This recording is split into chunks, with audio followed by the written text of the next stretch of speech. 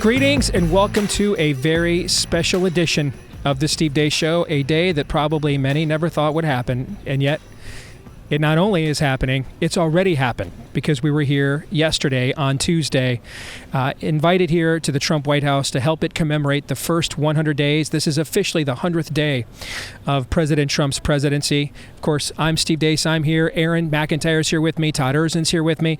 You're going to be seeing them throughout this special edition of the show as well. And really, we've never seen 100 days like what the Trump administration has launched with. You know, we're kind of used to this very methodical process, kind of an issue of the week, and that gives the other side plenty of time to kind of deconstruct it and go back and forth. The Trump administration came out like a force of nature from day one, basically launched an all-out amphibious land, sea, air assault against the spirit of the age on every issue conceivable. And you're still not seeing, the Democrats still have not gotten their footing. They're still singing Joan Baez songs on Capitol steps and trying to find their inner child and find themselves. Can they sustain this momentum, though? Where's Congress? That's a question I'm going to ask quite often here throughout the course of this show, because I know it's a question that a lot of you have as well. Where is the legislative branch? Are we going to codify all of these promising Trump executive actions into statute, into law, so that it can't just be undone by the next Etch-a-Sketch Democratic president with an autofill signature, right? Those are all questions we're going to get into here over the course of this very special edition from right here at the White House. We're going to get into housing policy, tariffs. We're going to get into interest rates, the economy. We're going to get into national security, messaging, comms. We're going to have a very special guest at the end of the show, because you never know who you're going to find rummaging around the White House whenever you're here hanging out. All right, so that's coming up a little bit later on as well. But we're going to lead this thing off with, of course, the issue that is number one on the front burner here in America right now, and that is the immigration issue. One of the top immigration officials in the administration is going to join us right here.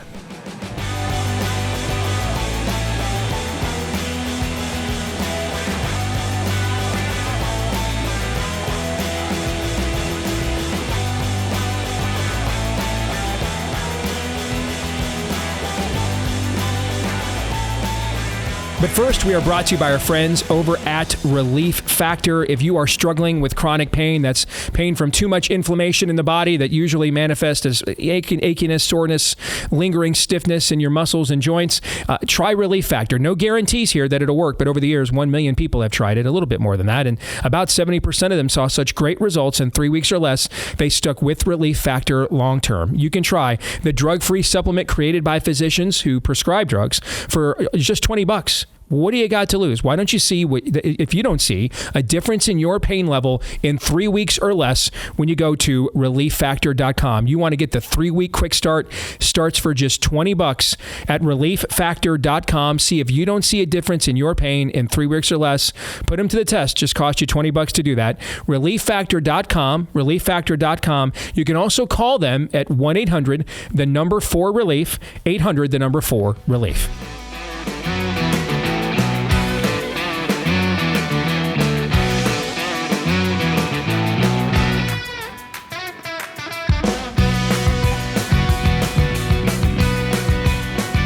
And we are here to commemorate the first 100 days of Trump's second term on a special edition of the Steve Deace Show here on Blaze TV. And Ron Vitiello is here with us. He's a senior administration advisor on border protection. And of course, that is the issue of the moment in the country right now, Ron. But I got to start, first of all, by congratulating you all on your landscape decorating skills here at the White House. I mean, clearly you guys put a lot of thought into this, and I'm not normally, I'm a straight guy, so I don't normally notice such things, but even I noticed the very festive decorations you guys had strewn throughout the White House lawn. You want to tell our audience about what's there? Yeah, so it's a stroke of genius. When I saw it yesterday, I told the lady that was helping on the comms team, whoever thought of that ought to get a raise, because they've been able to advance the president's agenda in a way that was very unique and special. But what it was was is a set of billboards, small signs along the walkway where the press comes by to visit it. And so they have to see it. Yes. Just to set the stage, when the press comes here through the press gate here at the White House, all right, they have to see this. They cannot avoid this, right? Their faces are confronted with these faces every day.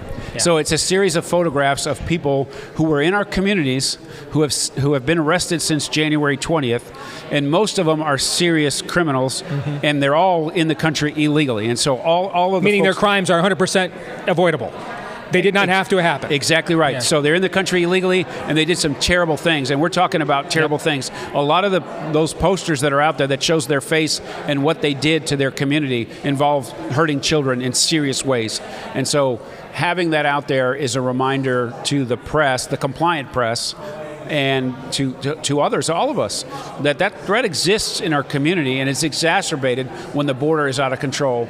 So the nonsense that the line is over, thereby protecting us further from people like are in those photos. So when you see media outlets like CNN blurring out these faces, because I can tell you what my audience thinks. My audience and our audience at The Blaze are asking people like me and Glenn and the rest of our hosts there, how do we share a country with people who have more sympathy for illegal alien criminals, and I repeat myself, than they do their own victims, right? And I mean, those are the kinds of questions, Ron, that I get. So how would you answer that? And what's the administration side of things when you see news outlets say, hey, we're going to give people that have already committed a crime by being here some form of benefit of the doubt that they clearly don't deserve? Yeah, it's incredible. And I don't think it's the people, right? It's not the ma and pa that are out there. It's not the folks who are working hard every day, they're trying to put food on their table, get their kids in a good education and get them to school. It's this woke class that has infected academia and the press and the politics on the left. And so they're the ones that are trying to protect folks that are shown in those pictures. And it's frustrating to see a member of the press who is supposed to be about all the facts, about the who, what, where, and why. About just being an American. Exactly right. And for them to stand up and suggest that those posters aren't people who have been verified as criminals, when the government took a lot of time to make those photographs and put them on there and confront the compliant press to let them know that this exists and it's real, and those that refuse to report it or dismiss it, they're just out of their minds. I mean, I can imagine if I worked in the White House, depending on where I worked, I'd have mixed feelings about this. If I worked in comms or if I worked in the political office, I'd be ecstatic. I mean, our political enemies literally want to say, yes, we're the people they warned you about. It's us, been us the whole time. And yes, we are the party and the media of illegal alien thug criminals, right? But if I'm on your side, and I'm working the policy side of this, and I'm just trying to protect the American people, I just would be deeply disappointed in my fellow American that this is the place. Hey, there's a time and a place for politics. Not every administration's perfect. We need that disagreement, that back and forth. It's what makes the process great. But we don't even have commonality on something like this. I would imagine for you, who's just trying to enact policies you think are best for the American people, maybe it's not the funny troll ha ha ha, but it's really just disappointing to see a good portion of the country out themselves like this. It is a disappointment. It's also a motivation, right? If we succeed in the president's priorities, it relates to the sovereignty of the United States, security at the border, and overall security in the United States, then more people are going to recognize it, and we're going to further marginalize these folks on the left that think it doesn't matter whether the border's controlled, it doesn't matter that people come in. They want to say it's not a crime to come into the country illegally. As we're more successful in this administration, those people are going to be minimized in their voice and in reality's terms about what's actually happening out there. Have you had any corporate media or mainstream media people say anything to you or Tom or anybody else on the policy side of this, like off the record? Hey, I mean, appreciate what you guys are doing. I got a job to do. You know, our network wants us to cover this way. Or are they really like a fifth column? I mean, just walking in lockstep on this stuff? Yeah, I think they fool themselves. Yeah. They're not as open as you might imagine.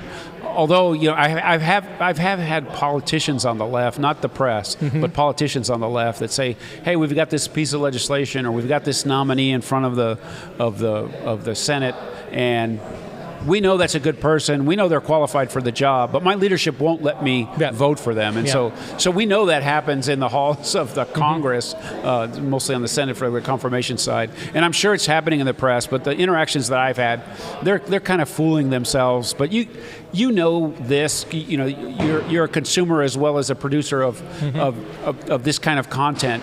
There are people out there, and they know the reality of those criminals that are in those pictures. They know the reality of increased crime in a place in New York when they, by their own records, they had hundreds of thousands of illegal aliens that were pushed into the city by whatever means, and probably 1 million more that came there on their own.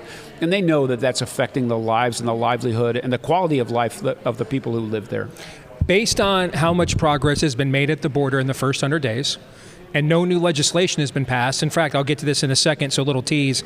The great frustration I have and hear from my audience is actually with the legislative branch, and we'll talk more about them in a second. But no new policies were enacted, no new statutes, just a new administration. Is it suffice to say that the literal invasion that happened at the border of our southern border over the last few years was purposefully permitted by the previous administration? There's no question in my mind about it. There was a time in my life that I didn't have that cynical of a view of folks on the left that were trying to push back on the idea that we wanted to do better on the border. But it's absolutely 100% true. The Secretary of Homeland Security, Alejandro Mayorkas, was the deputy under the Obama administration.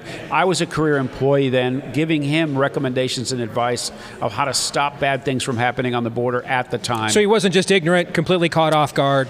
No, he let the front line solve the problem in 2014. It didn't say solve because of all the things that we talked about, the politics of it.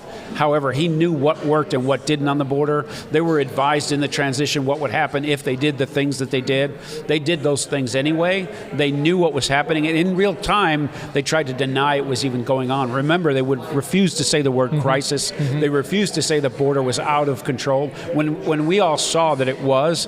So that was purposeful. They did that with intent.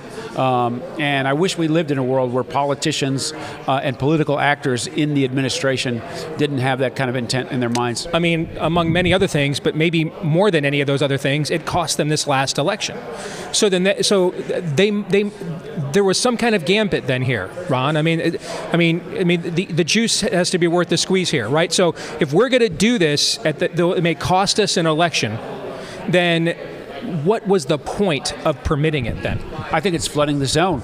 The more people that are here, you have rulings that say everyone has to be counted in the census. So at minimum, it's more seats in the House in big blue states and cities, right? So that's one outcome of a chaotic flood the zone kind of process or strategy. And that just means power for them. They want it to be in the rest of the country like it is in California. You have one-party rule. The state is deteriorating around them, but they continue to push these policies because they're in power and they can control the levers of power. So in other words, the most cynical, nihilistic answer is the Occam's razor answer, where it's the easiest, simplest explanation. It's the only thing that makes sense, unfortunately. That's what's going on. That's what's going on in places like California. I mean, it's a disaster, and they continue to promote these woke policies. There's a few conversions out there that we can speak to. Newsom has leaned in on turning this convicted felon over to ICE because of the heinous things that he did and got a very light sentence in court. We see Mayor Adams in New York recognizing the impact to the city of the chaotic border in Joe Biden's presidency. He's now leaning in, helping ICE, talking directly to Tom Homan to try to solve some of these intractable problems as it relates to cooperation. So there's some bright spots out there, but this ideology that sanctuaries people who are in the country illegally and have committed other crimes is destructive overall. It ruins the quality of life where those jurisdictions do that. Another question our audience asked a lot: where is Congress? Congress, what is it? Prior to Easter, they had been off, I believe, for 40 days and worked 41 days or something like that. I mean, it's just a lot of our audiences are very frustrated. My question is, though, are you guys frustrated? Is there something that we don't know? Is there a legislative rollout still to come? Is this planned that you guys would kind of lead the assault from the executive branch? Because one of the things we saw after the 2020 election is that all the great stuff that Trump did executively was wiped away by the auto-fill-in signature of Joe Biden 5 minutes into his presidency. And a lot of our audiences are scared that that may happen again if we don't win in 2028, that we need this stuff reinforced at the statute level, especially every time you guys, and you know this better than us now, you guys get up in the morning, you're facing some district court universal judge. There's a joke going around that Trump's going to resign the presidency in order to become an even more powerful district judge, okay? All right? So you guys are living this more than our audience is experiencing it, right? Are you guys frustrated with Congress, or is there a plan afoot that we don't see? I'm hopeful that they're going to get out of the kind of funk that they're in, right? We watched in this last 100 days how quickly the president accomplished what he accomplished. All the words downrange in the executive orders and the actions that agencies have been taken, especially on the border. We've done so much in such a little time. And so it is a little frustrating to look and see where, because of the discussion about international trade and changing the global order, the economy's faltering a bit. Mm-hmm. And so wouldn't it be great if we got this tax cut inked and signed by the president very quickly? Mm-hmm. And so you watch the pace and velocity of the administration, and then you look at Congress and you don't really see that that's a coordinated effort. And so, there's a little frustration there, but we are hopeful. We're hopeful that the reconciliation fills in the gaps that we have in the resource package, because we are working on Donald Trump's priority as it relates to the border, but the base foundation is Joe Biden's budget. So we've got to fill those gaps, and Congress is the only person that can do that. And then on the legislative side, as you said, we want to be able to backstop the choices that the president has made via executive order. Part of that is restricting district judges to rulings that affect their district, and then also having the ability to say, okay, we've ended catch and release via executive order, and so we need resources on the reconciliation side to scale up and cover that problem, and we also need legislation that says in a Biden-like presidency they can't turn off what we've done via executive order, what the president has done via executive order. So we would like to see it go faster, but we are hopeful that some of these intractable problems as it relates to resource gaps and legislation that protects the border generationally, not just in this term. Another question that I am getting a lot from our audience, and this kind of ties into the tariff issue, but it relates to what you do specifically. And there's been a lot of talk within our audience about the need to decouple from China. That is something that Trump has at least intimated at that language, pointing out how much of our various supply chains, like 75% of our antibiotics and others, that we're at their mercy where that's concerned. What about estimates anywhere around 300,000 Chinese nationalists come into the country every year to go to attend our universities? Is that a border security issue? Is that a customs issue? Is there any national security concern where those nationals are concerned? It is a national security concern. We have to understand all of the students, specifically China and Iran and places like that in the world. We have to consider the regime by which we allow those people to come in and the conditions by which we allow those visas, and then a concurrent vetting, like while they're here, making sure that they don't go off track as it relates to their requirements under that visa. And we also have to work on the hundreds of thousands of Chinese who cross the border illegally during the Biden administration. We need to find out where they are, revoke any parole or other status. Well, I mean, China is just right across the Rio Grande, to be fair. Ron. It's true. Yes. It's true. Yes. So we have to work the problem from that angle as well. And then, having the border in the shape and control that it is now, minimize the threat of Chinese nationals coming across the border, but dealing with the ones that are already here. And then in the broad strategic sense, out of the White House, out of Commerce and Treasury, out of the trade group, even where I'm at Customs, we have to understand the supply chain and the implications of China, both on the illicit trade, like actual legitimate trade, and the illicit trade, like these precursor chemicals that are produced in China, smuggled all over the world into this hemisphere from Canada, from Mexico, where they take that material and turn it into fentanyl. So we've got to work the problem from all of those angles. Those students that are here that have the privilege of studying in the U.S., we've got to limit their access to the rest of our economy, to the rest of our national secrets, and then work on the illegals that are here, and then have a relationship with China that understands the adversarial nature of what happens, both at the physical border, but also in the country. The attitudinal change in the country about this issue. I mean, I'm old enough to remember it's not practical to deport all these people. That's why we have to do amnesty. Those are arguments often coming from Republicans. I mean, I had Republicans call people like me racist and xenophobes for asking for the very policies that you guys are now doing. The whole Chamber of Commerce, well, this gives us cheap labor, and so we're going to look the other way while Democrats do a voter drive. I went and saw a movie with my wife over the weekend, The Accountant 2. Have you seen this yet with Ben Affleck? I've not. Here's the plot of the movie. They're brought in to stop a group that is smuggling human trafficking illegals across the border.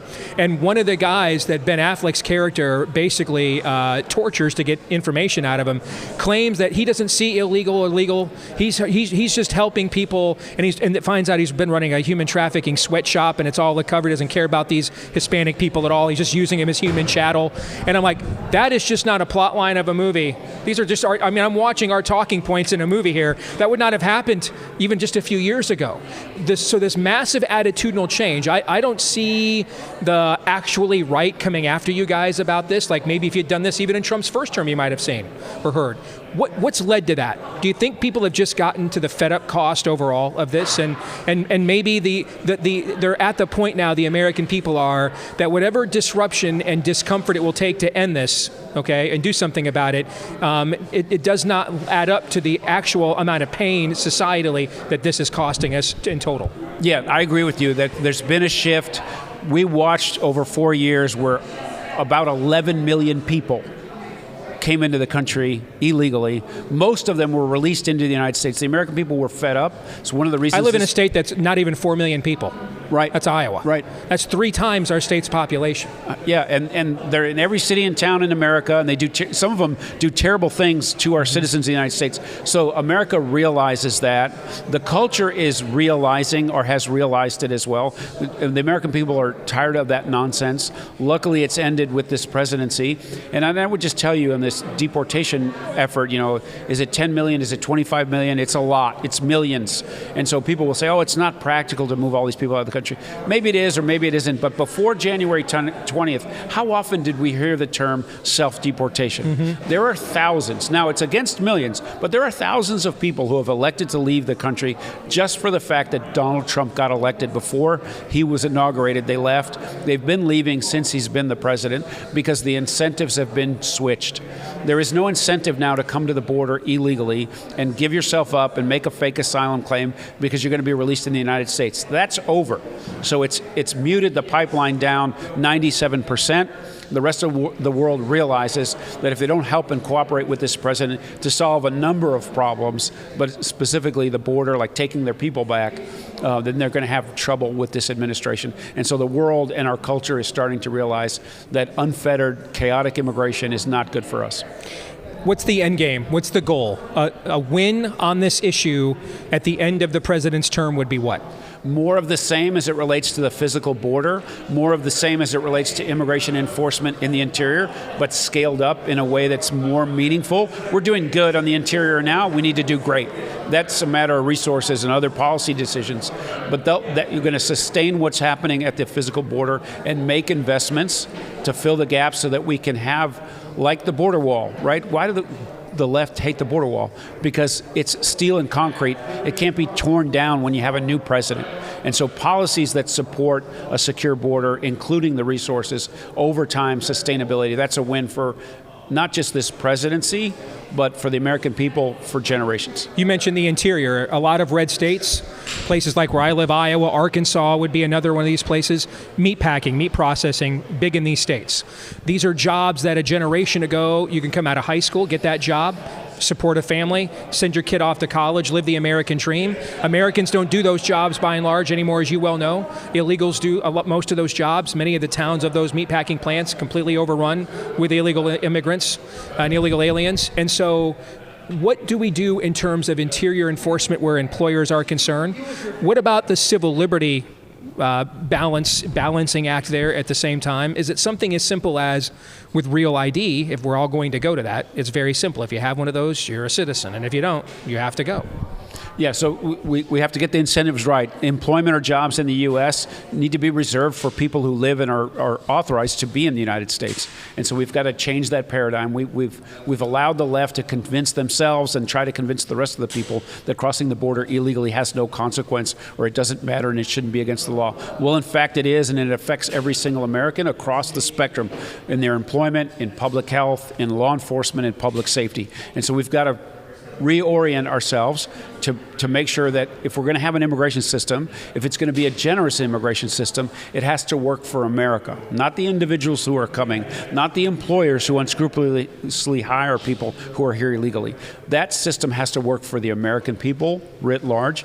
We get back to that, and everybody's going to be more satisfied.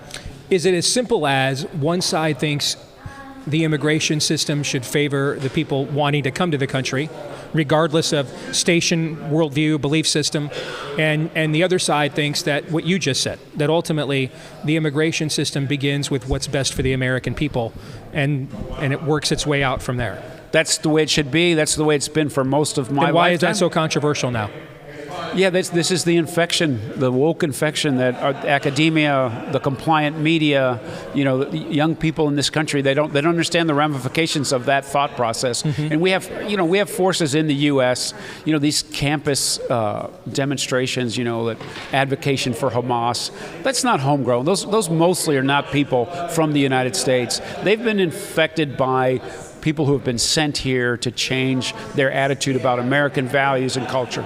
Final thing, what drives you to this issue? Why is this the place where you particular are planting your flag? Why? I spent the entirety of my adult life on the problem as it relates to border security, so I know all the things we've tried and all the things that have been successful. And so this was a time for me to pray to come back and be part of this administration. A time like this, I don't think will exist again in my lifetime, where you have a commander-in-chief with great appointed leadership at the department, mm-hmm. dedicated not just for DHS to succeed at the border, but the entire government and the entire administration helping us succeed on behalf of the president's agenda. I couldn't imagine not being a part of it. I prayed to come back. My prayers were answered. I'm grateful to do it for the agenda of this president, but more importantly for the American people. Ron, thank you, man. Appreciate it. Thanks for having me. You bet. All right, when we come back here with a special edition from the White House here on Blaze TV, a $9 trillion government agency, and nobody was showing up to work. We'll tell you that story and more next. First, you've probably heard about ivermectin, mebendazole. It's all over the news right now, probably all over your social feed right now. It's a mix of two meds that have been around for years, but combined, people are talking about this as a potential big breakthrough in modern medicine. Ivermectin, the treatment for parasites we heard about during COVID as well. Mebendazole is a treatment for worms. Well, recently they've been tested about cleansing the body of toxins as a way to treat against cancer and maybe help the body to heal itself. No guarantees. But if you want to try it, all right, you can get a 90-day supply of compounded ivermectin and mebendazole through Jace as your fastest, most affordable option on the market. Jace offering the ivermectin mebendazole compound for 35% less than you can find it elsewhere. Get your 90-day supply of that compound right now by going to jace.com and get it at a discount with the promo code DACE. Promo code DACE for a discount at jace.com. Get the discount with the promo code DACE.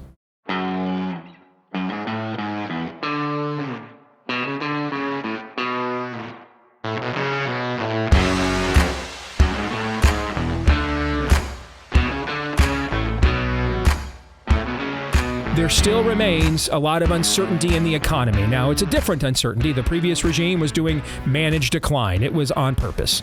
In this case, there's disruption because we have a paradigm shift initiated by President Trump. But you know what? He still exempted gold and silver bullion from the tariff battles that are taking place. So take advantage of those new policies right now by preserving your ability to diversify into precious metals. If you're concerned about your savings, get a free consultation with a Birch Gold precious metals specialist list. But the first step is to text Steve to 989-898 and receive your free, no obligation info kit on gold. Learn how to hold gold and silver in a tax-sheltered account. Birch Gold will help you to convert an existing IRA or 401k into a gold IRA for no money out of pocket. They've got an A-plus rating from the Better Business Bureau. Thousands of thankful customers. Get started right now. Text Steve to the number 989-898. Text Steve to the number 989-898. All right, back here on a special edition of the Steve Deace Show here on Blaze TV. Bill Pulte oversees housing for the Trump administration. Bill, thank you for joining us. Thank you. Thank you for having me. First of all, between 14 kids and working for the government, how did you have time to come in here and talk to us? First of all, I don't have 14 kids. That was my grandfather by the same name. Isn't that funny? But yes. I love that you said that because, man, can you imagine if I had 14 kids? That'd be That's insane. What I was going to. That's why I said that. This is the first question I got to ask this guy. But no, that was my grandfather, also Bill Pulte. Okay, so he founded Pulte Homes. So you come from a very, shall we say, profligate legacy, a family that is very fertile. My grandfather liked children. So yes. Liked children in a good way, liked raising them, and they're great adults now. Well, to me, it wasn't going to be very weird at all because I'm a homeschool kid. Or dad, and so all our kids were homeschooled, and we only had 3 kids, and we had the smallest homeschool family in the state of Iowa. So we're accustomed to being around people that have lots of kids. So in my neighborhood this week, I saw something that I have not seen a lot of. Okay, a for sale sign. Wow. Now I live in a fairly nice suburb in Iowa, and during Trump's first term, and pretty much for the decade before he took office, if there was a for sale sign in a yard in our neighborhood for more than 30 days, people thought it had black mold, okay? Now, people see the for sale sign in the yard and they're like, what is that? Obviously, the housing market has taken a major tumble between COVID and the last 4 years. In the last 4 years, disastrous. correct. So how do we rebound that, given it's one of the key sectors of our economy? We are trying to reverse it, and I don't think people understand how bad it has been the last 4 years. They do because they haven't been able to afford a home. But if you look at it structurally, the damage that the bureaucracy did, that they put into the housing system, coupled with the inflation that was added, inflation was devastating, in my opinion, for the housing market. I mean, absolutely devastating. I mean, when you have compounded inflation like we had, housing prices just went through the roof. And we got to reverse it. I'm very confident President Trump will do it, and he's taking all the steps to get inflation down, but we got our work cut out for us. Explain to our audience why inflation matters, because that ties to interest rates and what the Fed decides to do there probably, right? Yes, basically if you have inflation, they need to raise mortgage rates in order to keep inflation down. It's kind of like a governor, so to speak, on inflation. And so when you had inflation ramping, mortgage rates went through the roof. But on top of mortgage rates going through the roof, you had home prices go through the roof because all the materials cost more. So it's like a double whammy. It's toxic, it's terrible. The last 4 years have been a disaster. And frankly, there's probably only one person, that's President Trump, who could fix this problem, if I'm being honest about it. Well, to, again, quantify that for our audience, if you bought a home the last day of Trump's first term. Correct. All right. And then you bought a home 4 years later. Yes. The last day of Biden's first term. A 30-year new mortgage payment was literally over 100% more from the day that Trump left office to the day that Joe Biden left office over the course of those 4 years. And so there's a lot of people that live in nice suburbs like me, and there's a lot of voters there, as you guys well know. That's the biggest, most determinative voting bloc in the country. There's a lot of those people that are living in homes whose values have skyrocketed, but there's no one to sell that to. So they're just numbers on a page. There's only so many HELOCs you can do, only so many times you can put a new roof on your home, right? It's all inflation. It's mismanagement and bad governance by Biden around inflation, in my view. And the supply problem that we have, it's a problem, and we need to fix the supply, but inflation just did destructive things to the housing market. And we're going to have to unravel it, and we will. Overseeing Freddie Mae and Fannie Mac, that's also part of what you do too, right? Correct. And of course, those are agencies that have a bit of a history, I guess we shall say. They do, but they're also very valuable, but they are untapped potential, and we need to turn them around, and we're turning them around, Steve. We went in there, basically nobody was working for the most part in these offices. We ordered people back to work. People love being back to work. We have $9 trillion, can you believe that? $9 trillion in assets in these companies that the American people essentially have certain rights to through one way or another. And it's just untapped potential. So we're bringing it back to life, and President Trump hired a business guy, and we're running them like businesses. Imagine that. I want you to go back and restate something you said a minute ago, Bill. No one was working there? For the most part, yeah. 90% of people were working from home. And doing what? Do you know what they were doing there? No, but I mean, what level of of Call of Duty did they get to? Do you at least know that, maybe? It's a good question. Yeah, probably that and a lot of other video games. But, it's a weird thing, and we're getting it under control. But, they were making, Steve, it's kind of funny, they were making like the nicest popcorn, like caramel popcorn. And I'm telling you, like, amazing popcorn every day. They were making chicken, steaks, cheeseburgers. The staff was there making all this food, but nobody was there to eat it. It was the most mismanaged places I've seen in my professional business career. They weren't run like businesses. Well, you didn't know I was going to go there next, but you segued to exactly what I wanted to ask you about next, which is Doge, right? So you're overseeing the kind of agency that Elon and his crew would come in and take a look at, right? All right, and so what's the real story here on the inside? How hostile to this are the agency heads? Because the corporate media has their narrative that you guys are at odds all the time and things of that nature. That's nonsense. What's really going on here, and how much cooperation really happens between the executive branch that you're in and what Elon is doing? We love Doge. We love Elon. We welcome the help. They've been enormously helpful.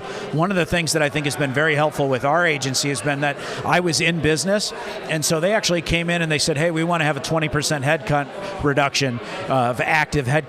We're over 25% is what I'm being told is right now. It's actually a little bit higher than that.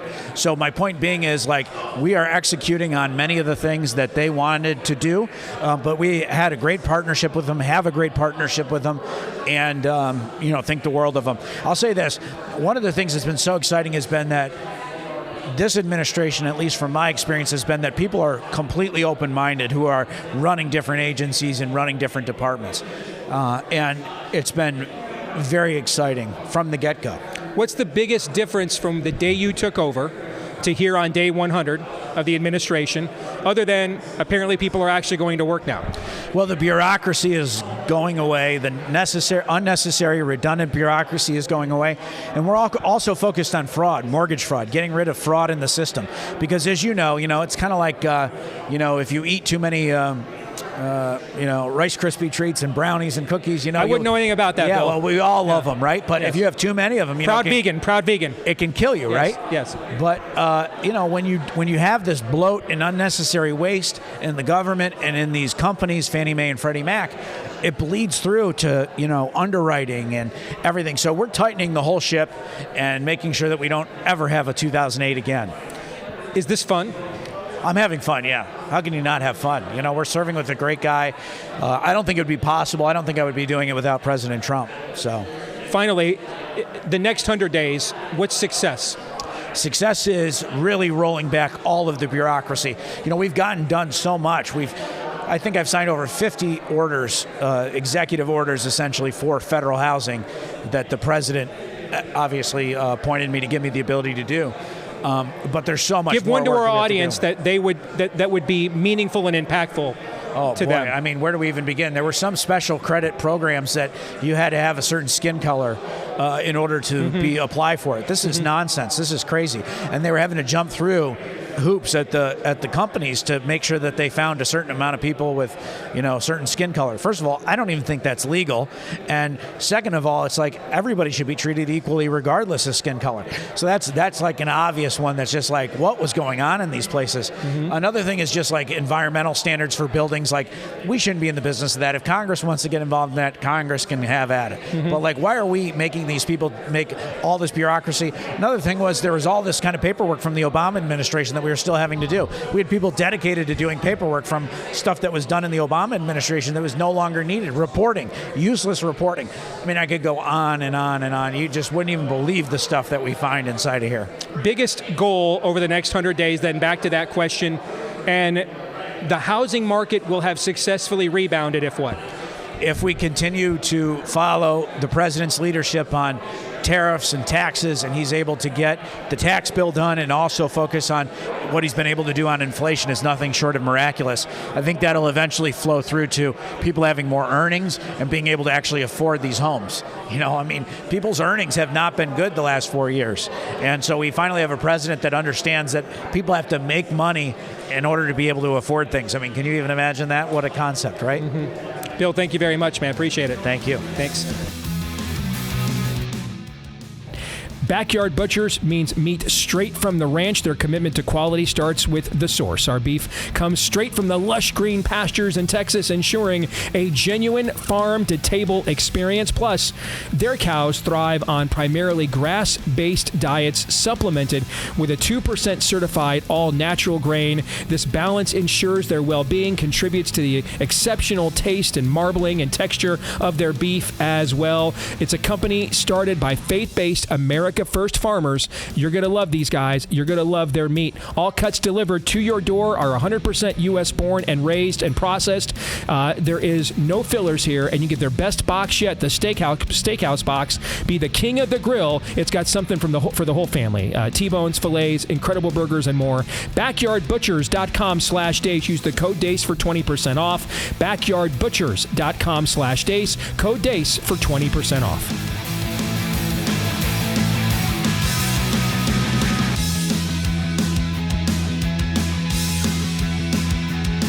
All right, back here at the White House, special edition of the Steve Deace Show. Todd, good to see you. Glad you could make the trip. Good to be here. It's kind of incredible. I mean, just walking Kinda. Yeah, I don't get, that starry-eyed about doing much of this job, but standing over there, hey, and you were like, hey, Eisenhower stood there and showed me the picture. Yeah. Right over there. I mean, the history and legacy of this place, you just feel it walking onto these grounds. And then you start talking to the people that we just hired to work here. And you find out that stuff that we thought were really bad right-wing stereotypes and tropes, to quote the great prophet Han Solo, it's true. All of it. I know you were just listening as we were talking to Bill Pulte, overseas housing policy for the Trump administration, when he said the number one thing he had to change when he took over was to get people to actually show up to work. People weren't even working. And he oversees an agency that basically is responsible for about $9 trillion in revenue, give or take, and no one showed up to work. It shouldn't blow our minds, but in a way, I still was just taken aback. This is real. Our tropes, our stereotypes are true. They really didn't even show up to work. What in the world went on here for the last 4 years? Well, it reinforces the thought bubble that I've had ever since we got here. When we came in, our plane actually had to go around and come in a second time because the plane was stuck there on the tarmac. So we got to see all the sights a second time. And ever since then, the thought bubble through my head is, what an honor it would be to serve here. I walk in on the street to get dinner. Yeah. What an honor it would be to serve. Yep. And then you hear that. They don't care. They're not here to serve anybody. They're here to dominate. They're here not to care. They're here to control. It's appalling. And it's why the conversations you're having are so refreshing.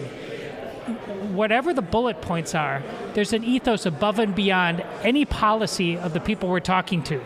They care deeply about being Americans, and it's good to have those people back again.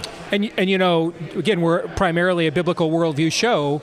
I mean, our Lord, the Son of Man, came to serve, not to be served, to give his life as a ransom for many. Our Western concept of a public servant comes from what I just told you. All right, the idea that God came to earth and washed our feet, laid down his life for us. And now we model that behavior to others. We love because of the way he first loved us, right? And then you find out we're subsidizing trillions of dollars of government for people who, beyond just the issue disagreement, the ideological disagreement, all right? It's one thing to disdain us over beliefs. It's another thing just to have disdain for your own job. And we paid for that. We're not just subsidizing our own hatred, but we're subsidizing people's sloth, laziness. I mean, that's also another form of godlessness. Yeah, and that's on us. I hope we're seeing that clearly, eyes to see, ears to hear truly, that the second 2.0 Trump administration is a return to the founding fathers, really, because whatever side of any particular issue that they on, they wanted to stay home in many respects, and you read in their diaries, it's my duty to be there, to serve my country. Donald Trump is bringing that back, of all people. the guy that said many things, he's just in this for himself. No, he's returning an ethos to us, and I hope we grab that baton and never let go of it again. So later in the next hour, we're gonna talk to one of the top comms officials for the White House. And then we're going to sit around, the three of us, and kind of commiserate on everything we heard, saw, felt on this particular day. Halfway through this conversation, also listening what Ron had to say, he reports directly to Tom Homan on border policy. What stood out to you about that? Well, at the end of the conversation, how he said, my prayers were answered to get to come back and do this. That's exactly what you were just talking about. Which it just echoes it. He feels that this is a unique time in human history, and he's absolutely right. Things have to be done now to preserve the prosperity for future generations, and he's honored to be here to be a part of that. He's not passing that buck. I think, the attitude that you just heard Todd talk about makes such a big difference, even before we get to the ideology and everything else. Just an attitude that we have a mission. We're here for a higher purpose. We want to serve the American people. They're not our enemy. That is something that was reinforced to us all day that we spent here today at the White House. 1 hour down, one more hour to go right here on Blaze TV from the White House. Stay tuned.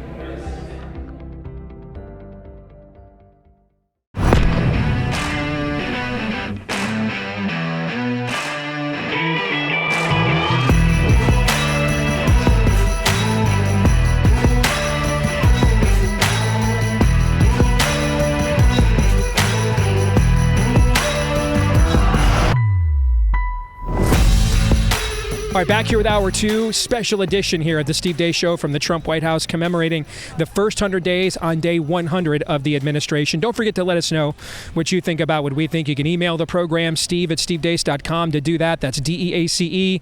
Like us on Facebook, Me, We, and Gab. You can follow me at Steve Deace Show on X, Instagram, TikTok as well. And then finally, if you love the new YouTube channel, please subscribe at Deace Show on YouTube. And make sure to subscribe or hit follow if you do a podcast version of the program. It's follow on iTunes. Thanks to all of you that have done that. Make sure to leave us a 5-star review as well. Those really help the show to grow. Not to mention, they help to soothe our very fragile male egos. And so we appreciate each and every one of those as well. All right, let's talk about messaging and how this White House has come out with really a multifaceted line of attack on the left when it comes to messaging on multiple issues. One of the top messengers in the White House is going to join us right now. But before we continue on with that, all right, guys, Mother's Day is coming up. Let's be honest. A lot of times you wait till the last second to grab a great gift. Don't wait this year, because I got to tell you about Keksi's Cookies. I can just boil it down to, holy crap! That's what you're going to say the first time you take a bite into one of these. The company founded by Pat Gray's family. These cookies are incredible, made with real premium ingredients. They have amazing flavors, special flavors as well, like German chocolate, white chocolate strawberry, the almond croissant, which I tried. It was absolutely incredible. And the best part, Keksi ships their cookies straight to your door, so no matter where you are, you can send these sweet treats to mama. All right? So get 15% off with DACE15 as your promo code right now. 15% off. You're going to love these cookies, man. They're absolutely incredible. 15% off with the code DACE15 at Keksi.com. Keksi. Keksi. Keksi.com. Code DACE15 to get 15% off.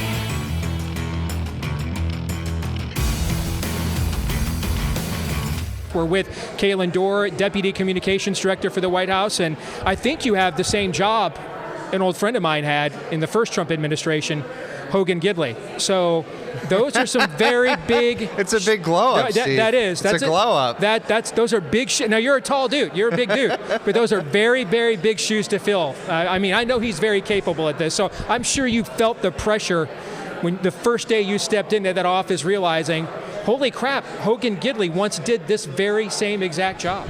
So actually, Hogan and I, we're really good friends. I worked with him in the previous administration for quite a while.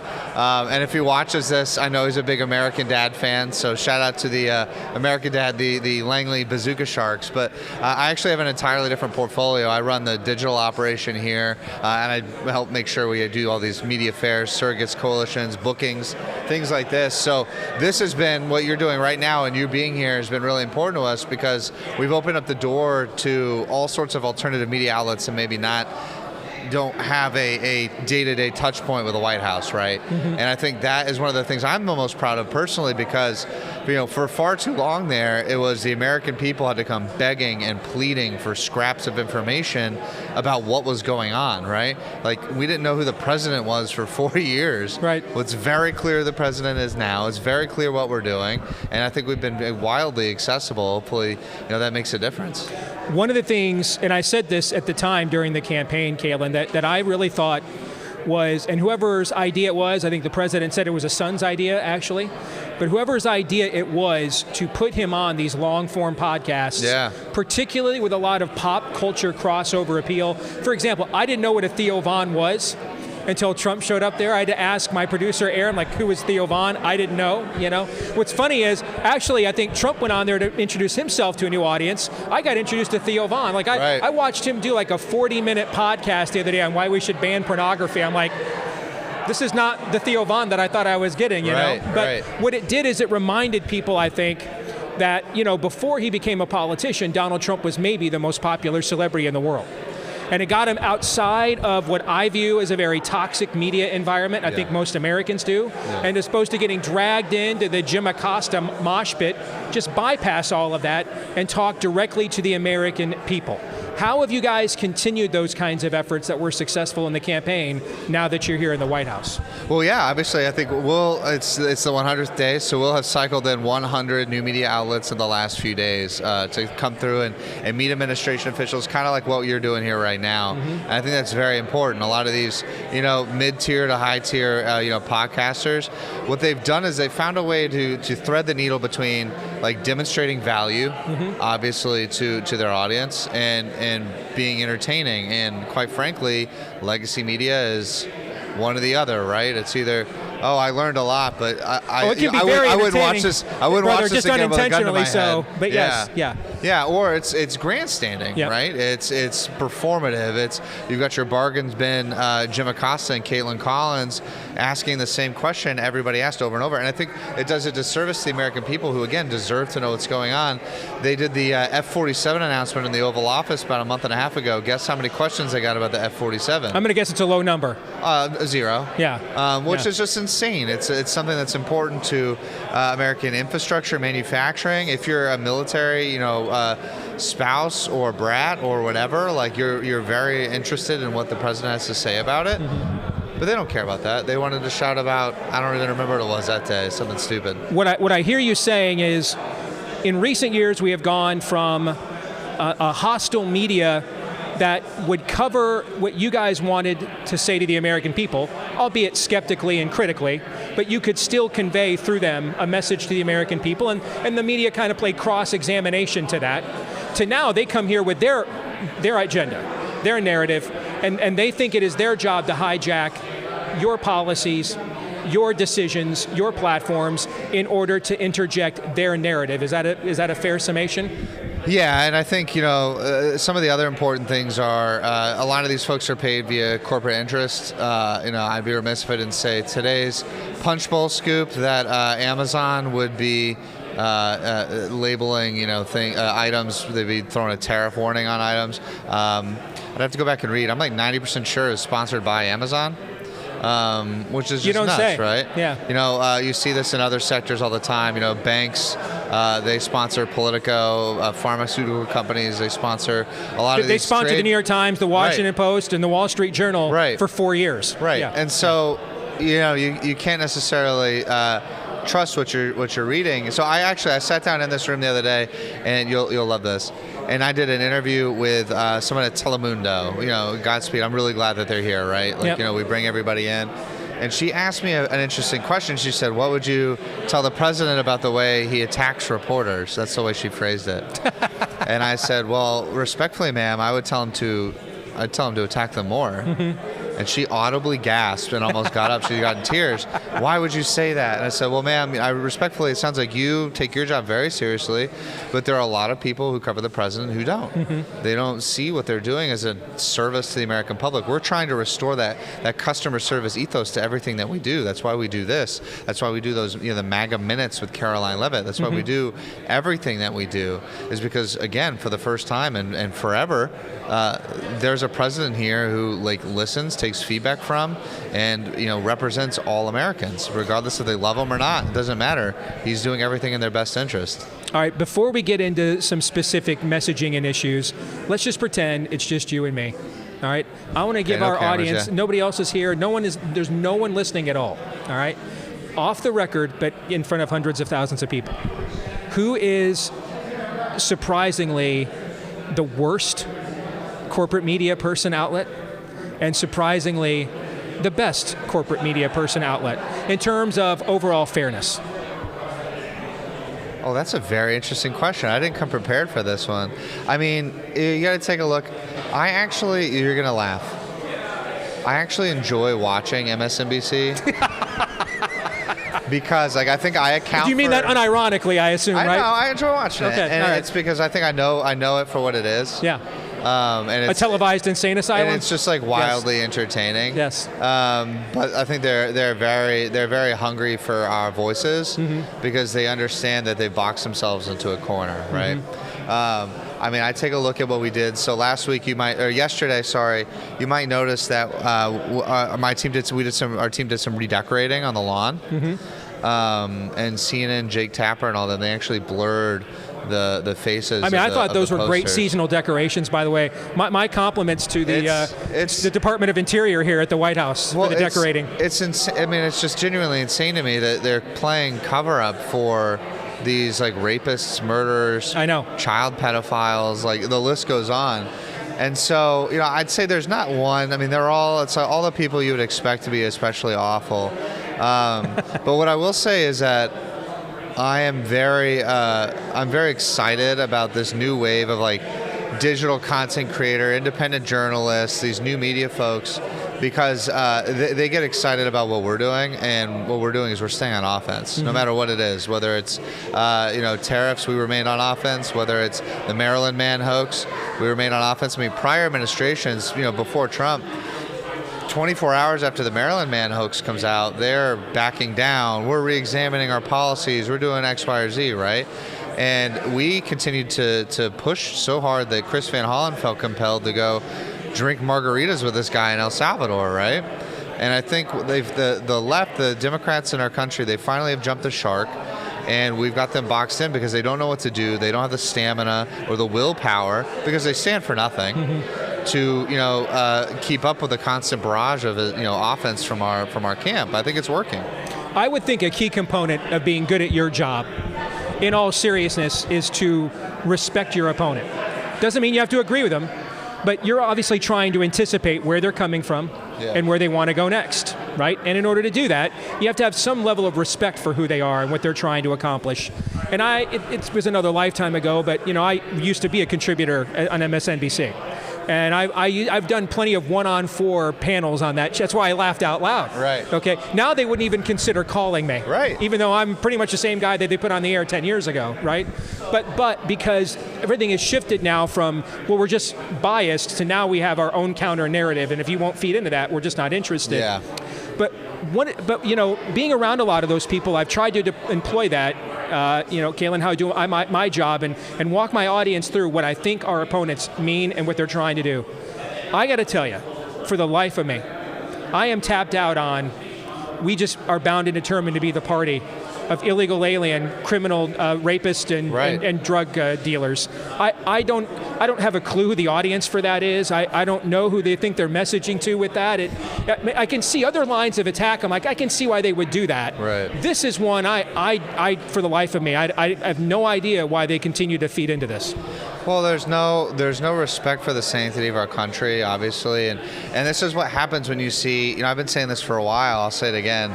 The left wins when you feel like you're alone, and the way you think, you eat, you pray, you show up to work. And I think the president has accomplished a lot in kind of connecting people. and knocking down those barriers. And I think this is like the last dying gasp of, liberal progressivism as we know it in this country. We take a look at what's about to happen. Like, you mean to tell me they're going to stand against no tax on tips? They're going to stand against no tax on overtime, funding our border, making tax cuts, more permanent? I like you said, there's no rhyme or reason to what they're doing except that they just don't like Trump. And that's not a sustainable party platform, because I think we've made some irreversible, and obviously good changes to the federal bureaucracy going forward and to the ethos of the federal government. I mean, we've made it cool to cut fraud, waste, and abuse again, man. I mean, like, this is something people have talked about for decades, and they're suddenly really mad about, him doing this. But also, I think because we've been so transparent and we've communicated very clearly on this, you take a look at things like tariffs, right? The class of financial elite in our country used to describe the tariffs and what the president was doing to the markets was uncertainty. Oh, there's all this uncertainty. We don't know what's going to happen next. He doesn't know what he's doing. No one knows what's going on. The president's been saying he's going to do this for almost 40 years, Steve. He said it ad nauseum on the campaign. There's been nothing more certain than the fact that he was going to do this. Yeah, I was at his very first campaign event in Iowa in his first campaign. Yeah. January of 2014 with Congressman Steve King, and his entire speech was about exactly what is happening right now. But isn't it an indictment of the political class in this country that someone says they're going to do something, shows up to work, and actually does it, and it's like the world is on fire? Like, doesn't that I think the American people see that. I hope they see that. And I hope that we settle for nothing less than that going forward. What's the biggest difference here on day 100 compared to day one when you guys came in? What's the biggest difference? I think what I love about this go around is that the gloves are completely and totally off. I don't know if you see some of the social media content we put out. I do. But I do. It's a little spicy in all the right ways, right? Yeah. It drives a message home. Actually, a bulk of our shares on some platforms are to people who don't even follow us. And we've actually, on like YouTube and some of these other platforms, we've already, in 100 days, 4x'd our audiences from the Biden administration. So the entirety of the Biden administration, we're already 4 times larger in 100 days, which is nuts. So I say that to say all this is really resonating. The gloves are off, and we're going to continue to play offense on everything across the board, because it's about time someone here takes this thing so seriously that we're doing that. The American people deserve that. This is something that we've craved for decades, at least, and I like to think we're delivering. What do you want the biggest mark of the next 100 days to be? I think looking forward, we still have peace deals, trade deals, budget deals to go through. So I think that will end up defining the next 100 days. And obviously that means, again, providing tangible quality of life improvements to the American people, no matter where you are, who you are, or what you do. And I think that's important. Last thing I want to ask you about, questions I get from my audience, and I mean, by God's grace, I'm on one of the biggest conservative platforms in the country at The Blaze. So I hear from, and we all hear from a ton of your voters, okay? The biggest concern I get is a question. Congress, what is it? Where is Congress? Why aren't they codifying the president's agenda from executive order into statute? Why are, we love what you guys are doing, but, who knows what happens in the next election? We could have a Democrat president come in 15 minutes, or whoever's going to sign it for them in the case of the last Democratic president. The auto pen is going to take care of. Exactly, undo a lot of this. And so that is a question and lament that I get a lot, all right? I saw an interview right before we flew out here where the president seemed to indicate there was a timetable at work here where he wanted Congress to focus first on an overall budget bill, and then later in the year, he was going to ask them to come back, double back, and codify many of these things into a statute level, which I understand and I get, but you guys know this better than me. You've got federal judges right now just making up power in jurisdictions they don't have to push back against your own clear, Article 2 authority. So would that lead up then, where is Congress? Are you guys satisfied with what you're getting out of Congress? Is there an overall plan here that maybe we don't see? How would you answer that? Yeah, I mean, I think Congress is what it is, and it's always been bound by norms and rules that make life seemingly difficult, and they're very complicated for a lot of like normal people like you and I to really sit down and understand, right? I think we're happy with how things have gone so far. Obviously, the president has very specific things that he wants to get done, right? Codifying a bunch of these things, tax cuts, no tax on tips, all the stuff we always talk about. But I think where we could be maybe a little better sometimes is we kind of just say, like, here's a destination, let's get there. And Congress isn't always equipped to like think through problems that way. My audience hasn't never noticed that. Right.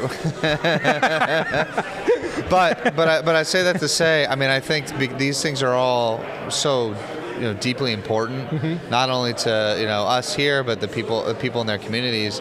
That we are going to get very involved in this. We are going to make sure all this happens. There's no reason for it not to, and I think that is like the key question, right? We are all, as conservatives who've seen a fight here or there, we're all like, okay, when's the next shoe going to drop? Yep. Or what's the reason not to do this? Yep. And quite frankly, for the same reasons that, or for the same reason it baffles me and you that Chris Van Hollen would go drink margs, in El Salvador, it baffles me that they wouldn't go ahead and take care of some of these things. We've got tariff revenue pouring in. There's a lot of stuff we can do. We've got a lot of flexibility. We've created a lot of leverage, here in the executive branch. It would be malpractice. It would be irresponsible not to explore all options to use that to make sure we get where we need to go. Final thing, you guys have come out of the gate strong. I've said to our audience many times, the traditional first 100 days, kind of like the issue a week. I mean, you guys launched an ideological amphibious multi-beach assault across multiple issues, and it really stunned them. I still don't think they fully have their bearings yet on they're out here singing Joan Baez on the Capitol steps, trying to find their inner child, but that's not always going to be the case. There are some smart people over there, wrong, but smart. Yeah. Eventually they'll get their feet underneath them. They'll find someone with a triple-digit IQ to put in front of a camera. That will eventually happen, right? We will have a midterm election next year. Do you guys feel that you can sustain this kind of momentum? And it goes kind of this question I just asked you about Congress. Yeah. We do need the other branch engaged here, but how do you sustain this level of assault on multiple issues, at least between now and the midterms, so that, even the feckless Congress you have now is still better than a Democratic Congress? I think that what you're looking at, this is how we perfect, or we get closer to perfecting the way government functions going forward. The onslaught of policy rollouts, again, just remaining on offense. I think it's very important because once you reach, this has been the easiest job I've ever had because we literally were given a honey-do list in November and we're just checking things off the list, right? Nice. My wife wishes I would do it at home. We're doing it at work. It's okay. Hopefully everyone at home is okay with that. But I say that to say, what do you do when the honey-do list is done, right? Yeah. That's when you start to think and really ponder. And I think the federal government or people that work, here in this building and in administration have never before had the breathing room to sit and brainstorm the way that I think that we're going to have, right? And the names and the talent and the human capital that we brought together make that I would be very terrified if I was leftist communist member of Congress looking to make a name for myself, because there's no telling with the talent in this building what we're going to cook up to make sure that we're delivering results for the American public. So I would be scared, and I would do everything that they're doing, obviously, because quite frankly, their only hope is to slow us down. Kaelan, it was great talking to you. Yeah, Good to meet you. Thanks to meet you. All right, appreciate it. Thank you very much. Of course. Take care. Folks, hey, if you like what you've heard here today and what you saw here today, this is possible because of people supporting and subscribing to Blaze TV. If you want to be the next to do so, get so much great exclusive coverage. Steve Baker's great work unraveling the January 6th regime narrative, for example. Matt Kibbe's great work unraveling the regime's scamdemic narrative as well. Glenn Beck here at the White House giving that interview with President Trump at the Roosevelt Room here here recently as well. All that stuff exclusive to Blaze TV subscribers. You can become one right now for $8 a month. That's the price of a fancy cup of coffee each day, but you get an entire month of coverage. That's only 26 cents a day to stand with the platform that stands with you at Blaze TV. Get $20 off your annual subscription right now. BlazeTV.com/Deace. BlazeTV.com/Deace. That's BlazeTV.com/Deace. Promo code Deace. All right, so we just heard from Caelan Dorr. He is one of the top messaging people here in the comm shop at the White House. Todd, what kind of stuck out to you about that conversation? Well, he's a real person. No matter what question he was answering, there was no robotics. There was no, let's see if I can pass this test. Everybody's taking their cues from Donald Trump. We're going to serve the American people by being real people. And that's what I love about it. And that's why, obviously, the people put Donald Trump in office. They're going to do things like if the sign's behind us. That's about never taking your foot on the gas. Anytime the left tries to turn up their own volume, we turn it up all the more. The past on Republicans always did the safety dance and then hushed tones. No. This is a time for being aggressive. They never stop, and you can see it in him. And he said that is the policy of the entire administration, no matter what department we're talking about. Three things that stuck out to me in that conversation. Number one, when you asked him about Congress. Yeah, the body language changed. The body language. Everything was very positive until I asked about that. I can't tell if that was because, dude, I work in comms, okay? I don't work in policy. And I don't want to speak for the whole White House, maybe? For the whole White House. Yeah. Or, this is kind of what my takeaway was. I think it was just kind of underneath the surface. Yeah, I'd really like to say a thing or two about Congress, as I'm sure a lot of you would like to say a thing or two about Congress. And listen, when you're in that type of a position, he's working in the communications department at the White House. You know, you're in kind of a precarious situation, and you can only really be as bold as your main boss is bold right now when talking about Congress. And for whatever reason, for the time being, that President Trump is picking and choosing his battles when it comes to Congress. Two other things that stuck out to me, and this is something that I've been thinking about, because as I just overjoyed as I was talking the other day about the first, the top 15 accomplishments in the first 100 days, as overjoyed as I was with that absolute blitzkrieg to open up the first couple of weeks in the White House, just flooding the zone, as I said the other day, I did start to think about it recently. There's an end to everything. There's an end to every single list that you can actually feasibly accomplish. And it sounds like they're already talking about that. He talked about the honeydew list. What happens when you come to the end of that? Sounds like they're already thinking about that. That's a really good thing. That's a really positive sign. The third thing as well is that he and the entire administration, they seem hell-bent on staying on offense. And just reading in between the lines here, maybe I'm reading into this too much, but reading in between the lines, I think it's because they recognize they can't play defense at all. If you play defense once, you're dead. So it's not really so much of a choice, so much of it as it is a necessity, that they are going to continue, at least from the comms game, playing offense. And I think that's really encouraging. Let's talk about what us being here, and not just us. I mean, I think he mentioned that they have gone after several dozen of what he called high or mid-tier podcast and digital media outlets around the country. I mean, that just for our industry, that is a clear revolutionary construct. I mean, just from our company, Sarah Gonzalez has been here, Jill Savage and Matt Peterson have been here. Now we've been here as well. And so that's just representing one of the companies in our sphere. There's many others. That is, again, indicative of just, number one, how media's changed. Number two, how little credibility corporate media has, right? And then number three, also shows where they know their voters are. Thoughts on that? Particularly for you, Todd, as an old-time newspaper guy. We can never go back, and not because they're the left and we're the right, because they lied, they cheated, they stole, and they hate this country. And to let them back in is to let traitors back in. Indeed. So they, like I said, with the last point that I said, or that brought up from Dorr's interview, is that they don't have a choice but to play offense. And I think they finally recognize that. The room for nuance, the time of nuance, is absolutely over as far as messaging goes. And that was one of my biggest takeaways. Again, going back to the other show the other day, is just the messaging unanimity. Really across the board, across every single department, is that everybody seems to be on point, on message, and on offense.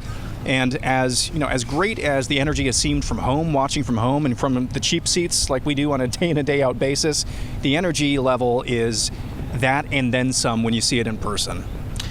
Did he say anything that stood out to you guys or surprised you at all? I really think he's just a man on a mission, and he really stressed how much, and I think you got that if you were here all day today like we were. They really want to send a message. They are here to serve the American people. Yes. That is clearly a message that they are trying to convey through platforms like us. Exactly, that, and with joy. Again, they know they have a job to do. It's a hard job to do. They have real enemies, but they're going to have fun. What greater joy than to serve your country in this place? You can feel it. I've spent the last 4 years hating a lot of my country. I've been inspired by what I've seen here. People believe again. Yeah, they do. And just setting the tone, walking in and seeing all of these faces. This is not the face. These are not the faces of criminals. That's not the only thing that they are. Yeah, they are criminals, but they are a reminder of who really runs the show around here. It is the people of this country. Mm-hmm. We are looking out for them. We will defend them. And just walking in this morning, that really set the tone, seeing those signs. And just to wrap it up, Todd, what you were saying a second ago, I mean, I did something this weekend I've done the last few years. I put the American flag back up in my front porch.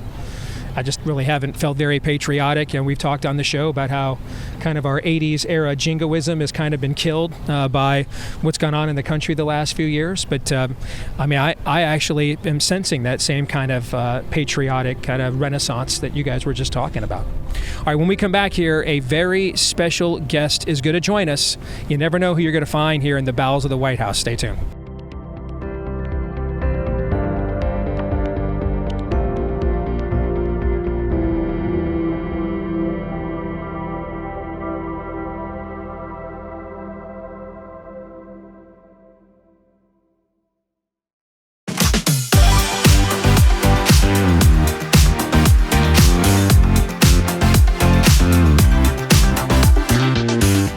Back here at the White House one final time here on Blaze TV.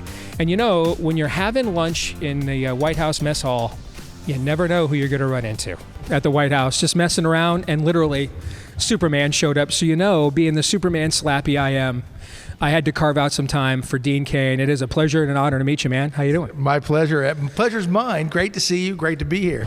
It's gorgeous. The first show my wife and I ever coupled on, straight up, not even a lie, was Lois and Clark. Straight up, Sunday nights, we never missed it as a couple, okay? My wife still quotes the episode with H.G. Wells, glasses on, glasses off. That's still one of our all-time favorite TV episodes of any show ever, So, but you guys are still married. We are. That's the good thing. We are. It and works. I got to tell you, Dean, just straight up, I know you know how it works. I'm going to be even more married after my wife sees this. You know what I'm saying? I'm going to earn some serious, maybe even get a hotel tonight, wife points from landing this interview. That's what I'm rooting for. All right, so thank you very much. The dude code. You know what I'm saying? Oh, yes, sir. But let's talk first of all. Why are you here? Other than the future of the country is at stake. The future. This is the 100th day. I didn't realize that when we first got here. Mm-hmm. This is the 100th day of the Trump administration, which is kind of awesome to be here for that. But we're actually here. There's a film we're doing called End the Wait, about a gentleman I played before, actually in a different film named Randy Simpkins, who felt called to donate a kidney to somebody he didn't know. Mm-hmm. And it's this whole world of organ transplant, specifically kidneys, and it's a wonderful story. So we want to partner somehow with the government to say, look, you can save thousands upon thousands of lives, save tremendous money through Medicaid and elsewhere, because the expenses of being on dialysis are incredible over a 7-year period of time, which I guess most people are on for about 7 years. Mm-hmm. And you can actually save lives. Randy donated a kidney, saved the guy's life. It was in him 15 seconds later. It's working, and I've never been exposed to that. So we're here trying to partner up and encourage organ donations and transplants because it's a cost saver, but better than that, it's a lifesaver. No doubt, that's a great cause. We have mutual, maybe associates, friends as well. The name's Chuck Conselman, Carrie Solomon mean anything to you? Very much so. Yeah. We're going to be calling them about this movie, too. Yeah, I bet. So, yeah, they had so much success distributing the film they did for me, Nefarious, that they created their own little distribution company out of that. And so, yeah. I like it, too. And Sean Patrick Flannery's a great guy. Yeah, he did an incredible job. I still haven't seen the whole thing. In that film. But I won't hold that against you because you were Superman. So basically, you tiptoe between the raindrops for me. There we go. When you look at a vibe shift in the culture, I was saying to one of the top administration officials on immigration earlier, my wife and I went and saw The Accountant 2 over the weekend with Ben Affleck. Here's the plot of the movie. They are cracking a human trafficking ring of a bunch of a network of drug runners and corporations who claim they really care about illegal aliens, but are really just using them for human traffickers and to smuggle drugs into the country. There's even a line in the film where one of the villains says that when they come to ask him about illegal aliens, I don't see illegal. They're all human beings to me, and the whole thing's a lie, and the whole thing's a scam. And at the end of it, I looked at my wife and I said, that is not a script that would have been filmed 10 years ago. There has been some major vibe shift here. Do you sense it as well? Oh, tremendously. But that by the way, The Accountant 2 sounds like a very true story. Yes. I'm just saying. Gavin O'Connor, who directed that, is a friend of mine, a great director, and he's got a good edge to him. It feels like a real truth that's going on. The vibes shift is clear. You even see it in the young folks. My son is almost 25. He'll be 25 next week or next month. And the young kids I hear talking about even Superman things, gets old. Yeah, man. Did you guys hear that? But he's getting there, and the young kids are shifting. They're more aware of it, and I think. There's so many things to point at. Obviously, Elon purchasing X and reviving free speech. I mean, all the stuff that's coming out now about the prior administration and the things they were doing. It's insane to look at that stuff. So I think people are waking up to it. I think podcasters and like Joe Rogan and people doing things like this here, having these conversations is changed the world. They don't control the media anymore. So the real messages are getting out. I do feel that vibe shift. I mean, I haven't stopped working, but I love to make movies like At the Weight that we're going to make. I've got a movie coming out June 6th. It's a big family movie. It's like The Mighty Ducks, but it's girls soccer.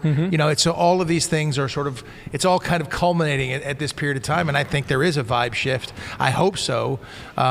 You see it. You see the mainstream media still trying to hang on. Out here, right on the White House lawn, you see all those pictures of those illegal alien murderers. That's some of the kidnappers. best spring yard decorations I've ever seen, as a matter of fact. But if you go on some other news stations, the faces are blurred out. I know. What? I know.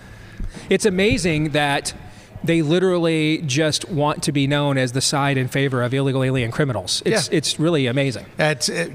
Keep going. Yeah, I'm fine with just letting him do that. Keep going. Listen, if Lex Luthor wants to tell Metropolis, I'm the bad guy everybody warned you about, I'm okay with that, right? Lex never says that, though. He never does, because he's actually smarter than they are. Yeah. So let's talk about the character that most people will forever know you as, and that is Superman. There's way worse things to be forever known as. I mean, it's one of the greatest emblems, on the planet, all right? So they're trying to reboot this character. Yes. And I have to tell you, as much as I admire James Gunn as a filmmaker, I was very hesitant at first because all of his films have been irreverent. Yes. And there's a time and a place for that. Superman is not that time and a place, okay? And I have this theory, Dean, that we keep remaking Batman films because the culture is attracted to the perpetually broken hero that can never be put back together again, as opposed to the one that is altruistic and does the right thing for just simply it's the right reason, right? And so I was very hesitant. I've followed the film's production quite closely because I saw the original Christopher Reeve movie. I've seen it like over 240 times. Wow. Okay. I've seen it a lot, but I don't want to compete with that. It's like my masculine hero was growing up. That scene in the Man of Steel where he puts the towel on as a cape, I literally did that as a kid. All right. Yes. But I watched an interview that Gunn did about 6 months ago. And he said, hey, I don't live in Hollywood anymore. I moved to rural Georgia. I'm very left-wing. I'm very progressive. I'm surrounded by a whole bunch of people in rural Georgia that don't think like me, don't vote like me. We're still neighbors. We're still friends. And I really feel like this movie needs to unite people around the common themes that Superman's character is based on again. You are going to hear him say truth, justice, and the American way again. okay? And so I'm now beginning to wonder if you know the history of the first film with Richard Donner, very left-wing, very agnostic religiously, but he was also concerned about how cynical people were in the 70s, and he kind of wanted to tap into themes that he used to think were hokey, and the film, he ended up making a masterpiece. Yes, he did. So I'm wondering if in the poster, the music, the trailer, it reminds me of more and more of this, of what you played, what Chris Reeve played. But you're the subject matter expert here. What do you think? Because I think the culture really needs a movie like this right now. Like we needed Maverick a few years ago coming out of COVID. Yeah. It saved everything. I think even the look up tagline, looking up, looking to hope, having things that unite us. I think that's a myth that the culture really needs right now. I'm going to say this up front. I had no idea you had this Superman knowledge. You have tremendous. Listen, my wife would tell you if she did not bear Superman my 3 children, she'd swear I'm still a virgin. I've got way more than this, but go ahead. Yes. That's incredible because your knowledge, going back to the Donner stuff and all that, of course, I'm aware of it having played the character, and Christopher Reeve was my Superman. In fact, when I played Superman, I was basically, because for me, Clark Kent was the character, and Superman was the disguise, so I was basically being Christopher Reeve in my version, except I was a grown man and I didn't have to tie, a towel around my neck, which was great. So I had a blast doing that. And you looked way better in the suit than I was going to look too. So yes. Being 26 has its advantages. I think, the James Gunn interview, I didn't see that. But I know James Gunn, and he's got that irreverence. And that sense of humor, I think, is what has been missing from the Superman movies lately. Henry Cavill did a great job, but when he smiled, it looked awkward. When he was friendly, it looked awkward. It was just wasn't. It didn't seem right. So, and he great as the tortured guy, and obviously he was wonderful. But even watching the trailer and having Crypto come in, and there's a little bit of a sense of humor to it because Crypto jumps on him at first and does all that sort of stuff. I think there's going to be a sense. The only of humor line to of it. dialogue, "Take me home." Yeah, very meta. I don't think that's random. I think that's very much on purpose. And I love it. Listen, I'll look into that, and I will jump head and shoulders right in there. I love that. I didn't know James Gunn was living in rural Georgia. Neither did I. Man. I'm telling you though, brother, if they screw us on this, I'm going to be on top of a water tower somewhere in a rural state. Okay, I'm going to lose it. They better not screw us on this. I agree with you wholeheartedly. The fact that Truth, Justice, and the American Way is back is phenomenal. That was a catchphrase that I live by. It's on my Twitter bio. My X bio says Truth, Justice, and the American Way. Right. And people are like, well, what is the American Way? And for me, it's very straightforward. It's individual rights, individual freedoms. It's the ability to compete fairly, not have government put its finger on the scale for any business or anything like that. It's the ability to make a ton of money and do really well and pass it on to your children. That's what everybody comes here for. That's what everybody wants, that freedom. And so when they say Truth, Justice, and the American Way, it went away. Truth, Justice, and a Better Tomorrow was the new saying. Yeah. I never liked that. I think the character was uniquely American. Yep. And I love the fact that he was, raised by small town farmers in rural Kansas. I was adopted. I was raised by a small town farmer from South Dakota. My dad. So I lived Truth, Justice, and the American Way. So I love that it's back. DC let it lapse. So it's gone. So it's in the public domain. We can all use it. Yeah. And I love that. So I'm really optimistic for the film. I hope it does really, really well. But he better not screw us. I'm with you on that. He better not screw us. I'll be crushed if he does. I'll be right behind you. Hey, this was a pleasure. You took time out of your schedule, whatever you're doing, to come up here and do this with us. No, I'm honored. Truly honored. I'm going to get major brownie points at home. So thank you very much. Get the hotel room. She's going to kill me for saying that, by the way. Thank you, Dean. My pleasure. Thank you. Thank you, man. Yeah.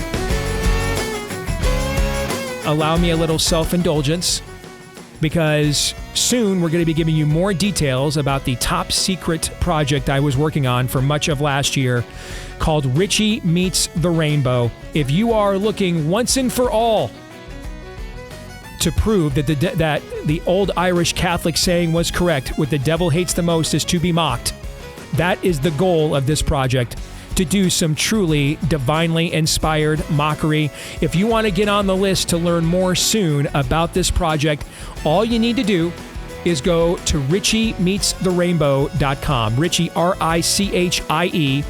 richiemeetstherrainbow.com. The goal is to do the ultimate takedown of Pride Month, and it's long overdue. You know me, go big or go home, right? richiemeetstherrainbow.com. Go there, sign up today to make sure you get updates on this project coming soon. richiemeetstherrainbow.com.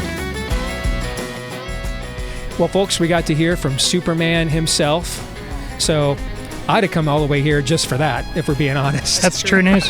I mean, we were just sitting down there in the White House mess hall having lunch because, like one does, right? And Superman literally walks in. I'm like, what? Okay. All right. So let's get serious here at the very end. All right. You guys were here all day with me. You guys got a chance to observe as well as participate in everything that we did here today. Kind of, take a couple minutes each of you. Final thoughts on what you thought here today, the vibe, etc. Some things are worth fighting for. Sharing pictures throughout the course of the day with my wife and my kids. And like I said earlier, the last 4 years, you were hoping you'd have something to pass on. I honestly just love being a citizen of this country and be given an opportunity fairly with things not stacked against me and all the things and the people that I love to do my duty. I feel as blessed on this day as I've felt in a long time, and that's a very good thing. Well, yeah, it was an incredible privilege to come to the White House today and just to experience what this is up close and personal, I should say. And hearkening back to one of the last things that I said, reviewing the segment with Mr. Dorr from the comms department, I wanted to see what the energy was like in person. Because hitting the ground running with the blitzkrieg, with the flooding the zone like they did, I wanted to see if that energy was real and palpable, and it definitely is. So that was really cool to see. But it is something that I did not expect. Nobody is mopey. I heard somebody say that they've been doing these radio rows for every day for the last 2 weeks, and some of these same people have been there for days on days on days, saying the same things over and over again to same people kind of like us over and over again. Nobody seems mopey. That's a sign, I think, at the very least, that people at least like their jobs. At best, it's a sign that they know who their jobs are for, that it's not just for them. It's not just for their resume. It's for something higher, whether that's just you, the United States citizen, or whether it's something even higher than that. I think that was a really cool thing to see up close and personal, and just getting to see the sights and sounds. I've never been to Washington, D.C. before. When I was coming in here, really cool city. Also saw some guys on motorcycles with DoorDash on the back. I'm like, this is not Mumbai, this is Washington, D.C. But overall, it's a really, really cool town. Like you were saying earlier, Todd, it's like, it would be a privilege to work here, but yet so many people, especially in the last administration, don't see it that way. It's something very, very different.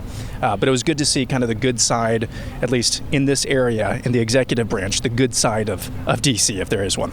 I mean, I've not been here in about 10 years, and so every time I've been here prior to this, Barack Obama was president. So, I mean, I can just tell you the vibe is completely different. I mean, you were telling me this morning, Todd, what did you do this morning when you got up? I went jogging from our hotel over to the Pentagon. You did the Captain America. I mean, did Steve Rogers say, "Hey, on your left"? I was looking. How many times did he pass you? We went over that bridge actually this morning. Yeah. I mean, I hate to be cheesy, but I just kind of feel like I'm an American again. Yeah. I don't feel like a refugee in my own country, fighting my own government. I feel like I'm an American again. I haven't gotten patriotic goosebumps for a while, but going over the bridge where he says on your left, seeing that this morning bright and early, that was super cool, and the entire National Mall, and getting to see that a couple of times yesterday from the aerial view, that was really, really cool. It's a republic if you can keep it. It's an honor to be part of that. Well, we've been honored to be here over the last couple of days, and I've got on behalf of our whole team here at the Blaze, got to thank Rob Chickering, our outstanding engineer, for making this possible for the last couple of days. Have to thank the Trump White House for the invite and everything they did to extend courtesy, let us stick around longer as well, so we could get Superman on the show and everything else. And then our old conservative review colleague, Rachel Colley, who gave us the nickel tour and let us go into Caroline Levitt's podium, take a few shots. She's better looking than we are, though. Let's be honest. She pulls it off better than us. But I mean, this was a true pleasure and a great honor, and hopefully, guys really enjoyed it. Romans 8:28.